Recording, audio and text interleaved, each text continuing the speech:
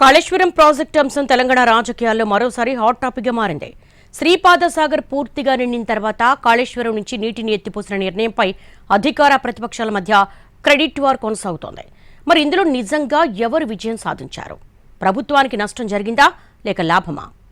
శ్రీపాదసాగర్లో నీటి నిల్వలు పెరగడంతో కాళేశ్వరం పంపుల ద్వారా నీటిని ఎత్తిపోసే ప్రక్రియపై రాజకీయ ఆరోపణలు ప్రత్యారోపణలు జరుగుతున్నాయి. తాము ఒత్తిడి చేయకపోతే ప్రభుత్వం నీటిని ఎత్తిపోసేది కాదు అంటున్నారు బీఆర్ఎస్ నేతలు. రైతుల ప్రయోజనాల కోసం తాము చేసిన పోరాటంతోనే ప్రభుత్వం ఈ నిర్ణయం తీసుకుందని ప్రతిపక్ష బీఆర్ఎస్ నేతలు చెప్తున్నారు. అదే సమయంలో ఇది పూర్తిగా సాంకేతిక నిపుణుల సలహాతో తీసుకున్న నిర్ణయమని, అవసరమైనప్పుడు మాత్రమే నీటిని ఎత్తిపోశాం, ఇందులో రాజకీయ ఒత్తిడికి సంబంధం లేదని అధికార పార్టీ స్పష్టం చేస్తోంది. అయితే కాళేశ్వరం పంపులను నడపడానికి భారీగా విద్యుత్ ఖర్చు ఉంటుందని, నీటి మట్టాలు, ఎత్తు, పంపుల వినియోగ సమయాన్ని బట్టి ఈ వ్యయం మారుతుందని అధికారులు చెప్తున్నారు. అందువల్ల అవసరం లేని సమయంలో పంపులు నడిపితే ప్రభుత్వంపై అదనపు భారం పడే అవకాశం ఉందని నిపుణులు చెబుతున్నారు.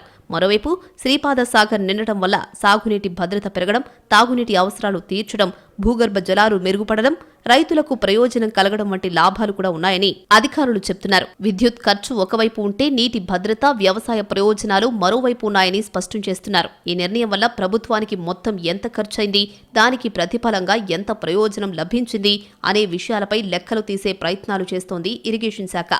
ఎల్నినో వల్ల రాష్ట్రంలో నీటి ఇబ్బందులు తలెత్తాయి. దీంతో ప్రభుత్వం ఎన్ని కోట్లు ఖర్చు పెట్టైనా నీటిని రైతులకు, సామాన్య ప్రజలకు ఇవ్వాలని ప్రణాళికలు సిద్ధం చేసింది. కానీ అంతలోనే వర్షాలు సమృద్ధిగా కురవడంతో పెద్దగా నీటిని ఎత్తిపోసే అవకాశం రాలేదని చెప్తున్నారు. గత ప్రభుత్వంలో 2019 నుండి 2023 వరకు నీటిని ఎత్తిపోసినా చివరికి మళ్లీ సముద్రంలో కలపాల్సొచ్చిందని అధికారులు గుర్తు చేస్తున్నారు. కాళేశ్వరంపై రాజకీయాలు కొనసాగుతున్నా చివరికి గెలవాల్సింది రైతు, గెలవాల్సింది తెలంగాణ నీటి భద్రతే. అయితే ఈ నిర్ణయానికి సంబంధించిన పూర్తి ఖర్చు, లాభాల వివరాలను ప్రభుత్వం వెల్లడిస్తేనే ప్రజలకు అసలు చిత్రం స్పష్టమవుతుంది.